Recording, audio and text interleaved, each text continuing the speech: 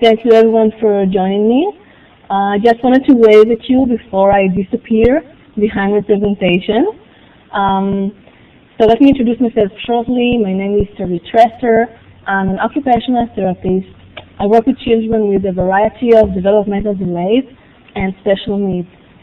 Several years ago, I founded Timocco, a company that provides virtual reality and tele-therapy tools for children with special needs.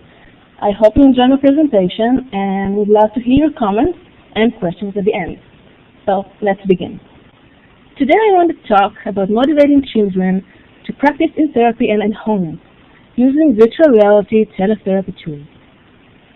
First, I will talk about the challenges that we have as therapists trying to get our young clients to practice their skills in therapy and at home between sessions. I will also talk about virtual reality tools as motivators and will demonstrate a real-life example of success using these tools. So how do we motivate the children we treat? What we all do as therapists is to encourage and empower the child to deal with his challenges. We have the tools and experience to introduce the child with just the right challenge that suits his abilities. Not too difficult, not too frustrating, and yet challenging enough in order to create a change. Plus, the therapy session is a child's special time saved just for him with no distractions, no competition, and without overwhelming and visual and auditory stimuli. So the odds to get him to cooperate with us are pretty good. But, as we all know, it's not so easy sometimes. We do ask him to face his difficulties and cope with his challenges. A strong inner motivation is crucial in order to meet your own weakness and to cope with the challenges. Not all children have the same coping abilities. Sometimes the child doesn't believe in himself and his abilities and fear from failure and from disappointing the people he cares about and himself. Also, in many cases, the therapy process lasts years and the child's interests and inner drive are reduced over time. It is even harder for the child to cooperate when we ask him to continue practice from home in between sessions without the therapist's presence. And we all understand the importance of home practice. If you want to achieve meaningful results, you need to practice on a regular basis. So the key to an effective therapy is in making it an integral part of the child's routine. It is a big challenge. But why is it so difficult to get a child to practice from home? First, the home environment is full with distractions, siblings, friends, TV, chores they need to do at home. Also, the parents are busy and they struggle to find time to practice with their child. Usually, there's more than one child to take care of, and daily activities and chores are endless. And the parents are just not minded to the task that the therapist asks them to practice with the child. Also, the therapist is not there to encourage, support, and supervise the child's performance. He is not there to engage the child or to structure the environment for him. And the child often experiences the home practice as a chore or assignment that he is required to complete, that is obviously hard for him to perform, and therefore his motivation to cooperate is very low to begin with. It is a big challenge, so as therapists we keep looking for ways to increase motivation to practice both in clinic and at home. So how can we change the terms chores, assignment, and practice to the term fun? How do we increase motivation? There are many ways to achieve this. Ball games, cooking together, outdoor activities. I'm sure you can think of many other ways. But today, I want to talk about virtual reality and how we can use this wonderful tool for occupational therapy intervention. I wish to point out the benefits of virtual reality in relation to other activities and demonstrate how to use it properly.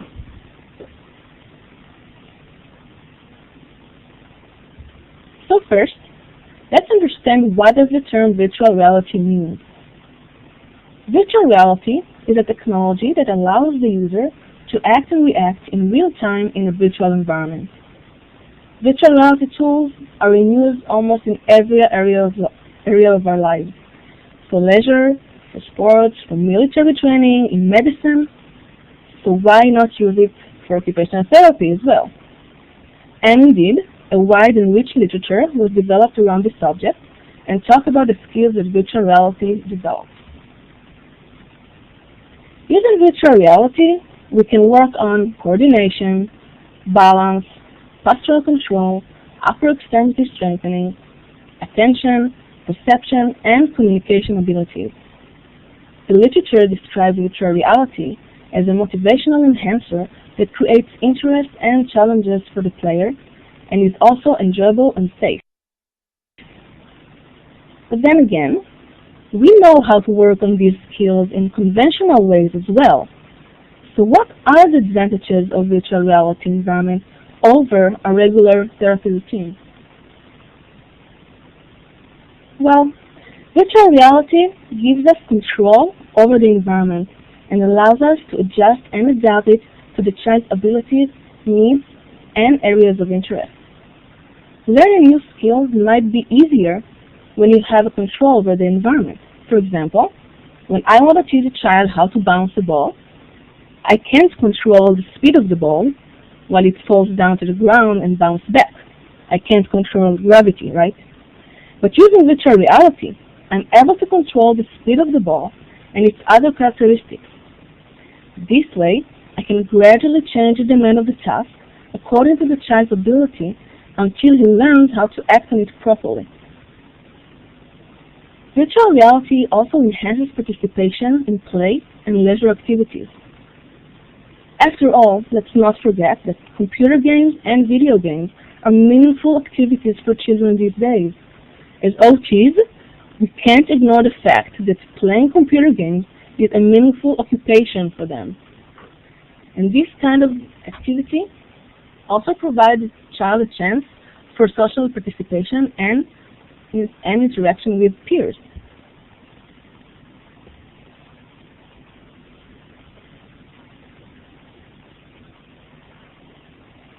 See, there's a problem in the slide here, but okay.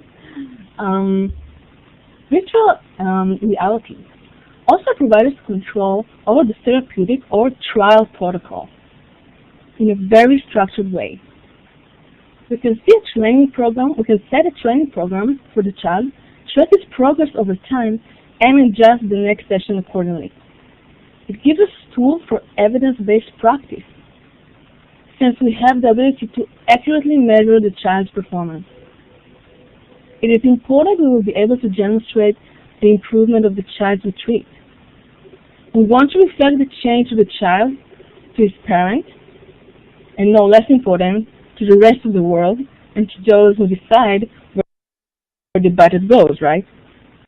But it is very difficult for us to measure every step in therapy.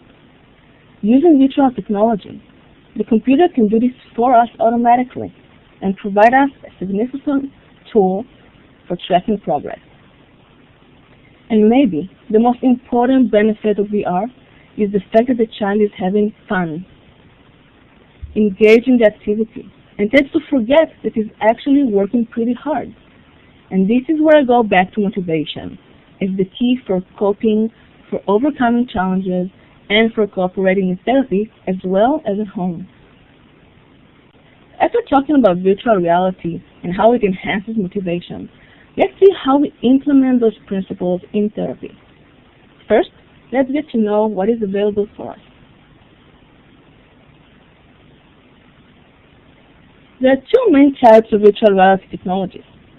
High-cost technologies, beautifully designed for rehabilitation, and low-cost technologies for entertainment purposes. Examples for low-cost technologies are the Wii, the Xbox, the PlayStation, platforms that most of you are probably familiar with. They are fun and engaging, but don't provide us the best solution for therapy, since we can't control the gaming environment and it can be very frustrating or inappropriate for many of the kids we treat. These platforms are often overwhelming, too fast and too difficult for our kids. They don't allow us to control the speed, the sounds, the background, and definitely not the skill that we wish to work on. Children usually tend to jump at all directions when they play these games, and it's difficult to mediate the activity to them using these tools. On the other hand, there's high-cost technologies that were nicely designed for therapy, but with two downfalls. They're mostly very, very expensive, and they don't provide a solution for young children. They were created mostly for treating older people and for rehabilitation purposes. So can you guess what type of technology we often see in clinics and in children's homes? Well, you guessed right. This is the low-cost technologies. Those were available and affordable, but not always suitable. So from this gap between what's available and what actually suits our needs as therapists, a new gaming environment was born called Timocco. Timocco is a low-cost technology that was created to provide us, the therapists, tools for adjusting the gaming environment to meet the therapeutic goals for each child and his unique abilities, needs, and areas of interest. Timocco is a motion-based gaming platform compatible with any PC. As you can see here in the picture, the child wears glovey balls that allows the camera to track his movements. I'm not here to talk about the product. What I do want to talk about is how to use it properly in therapy and for home practice as a motivating tool. I want to do so by sharing a case study with you that demonstrates the use of Timocco's virtual reality platform in therapy and for home intervention. So let's meet Jason. Jason is a 2.5-year-old boy diagnosed with cerebral palsy that was caused by a brain damage because of premature birth. His condition affects his forelimbs, quadriplegia, but since his brain damage is more extended on his right hemisphere, his body more affected on the left side. He was treated in a child development center since he was 3 months old, and his main challenge these days is using both sides of his body in a coordinated and effective manner. I introduced Timocco to Jason as part of his regular therapy sessions and monitored his performance twice, at his first experience with the system and the week after. I use a regular laptop, but it is highly recommended to use a bigger screen that can be easily plugged into the computer, like a TV screen or a bigger computer screen. So Jason sat on the bolster in front of the computer, and I sat behind him in order to support him. We chose to play Timocco's balloon game. The object of this game is to pop the blinking balloon on the screen using Timocco's glovey balls. Jason had to move his arms in order to bring the pins towards the blinking balloon and pop it. We set a difficulty level of the games, the backgrounds, the sounds, the range of motion, the pace of the activity, and I made sure that the gaming environment suits his abilities and provided him with just the right challenge. It was all new to Jason, but he was very excited about it and was very much engaged in the activity. I wish you could have seen him in action, because it was a very emotional experience, both for him, since he was proud of his success, and for his mother, that was amazed to see him able to do things that she didn't know he was able to do, and with such joy. And this is the report I get automatically from Timocco system. By looking at the data, we can learn about Jason's performance and his progress.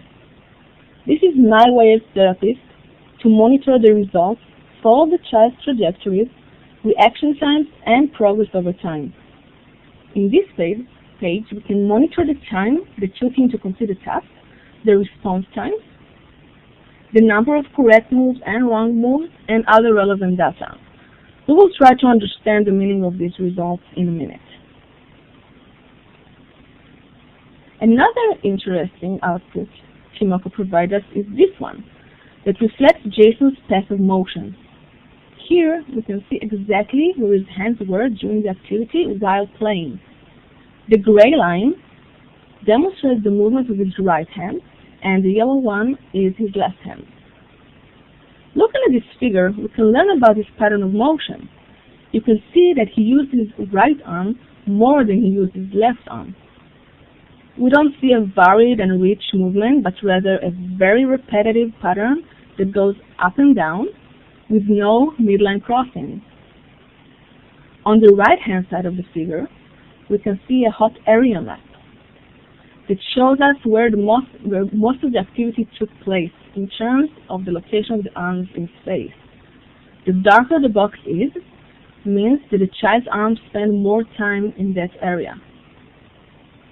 Here we can see that Jason used his right arm to reach higher, while his left arm spent more time at the bottom of the screen, meaning that he needed more rest and breaks using his left arm than his right arm, which makes sense because we know that his right arm is his strong one. So that was Jason's first experience with Timocco.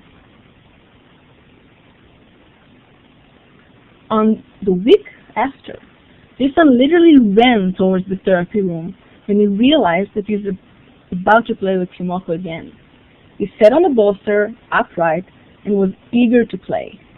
His entire body language said, "Come on, let's go, I want to play." We played the exact same game with the exact same settings as the previous week. Again, I wish you could have seen him, because unlike the first time, this time he was very confident and very talkative, really not his usual behavior in therapy. His posture was much better, the movements were bigger, and altogether he showed a better control over his entire body.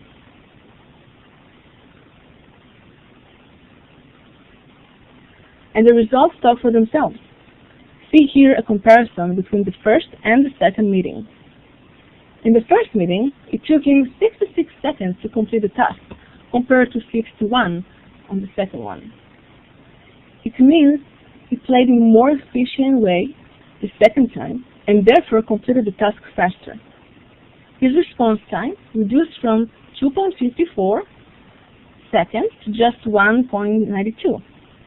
By the way, response time is the time it took him to reach the balloon and pop it from the moment it started blinking. So it looks like a very nice improvement. But I wanted to take a look at this amazing piece of information. On the first time, he had more correct moves with his right hand than with his left hand.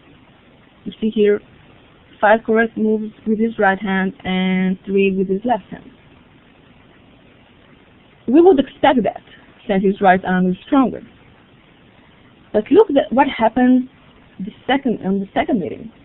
He used both hands equally and gained the same amount of correct moves with both hands, 4 and 4. That means that on the second meeting, both of his arms were active and efficient. I wish to remind you that his left side of his body is weaker than the right side, and that the main goal in therapy for him is to encourage him to use both arms simultaneously in a coordinated and effective manner. So this is definitely one step towards this goal. And look at his path of motion at the second meeting. It is not just that he didn't prefer one hand over the other, but the arms were actually functioning more efficiently. The movement is varied.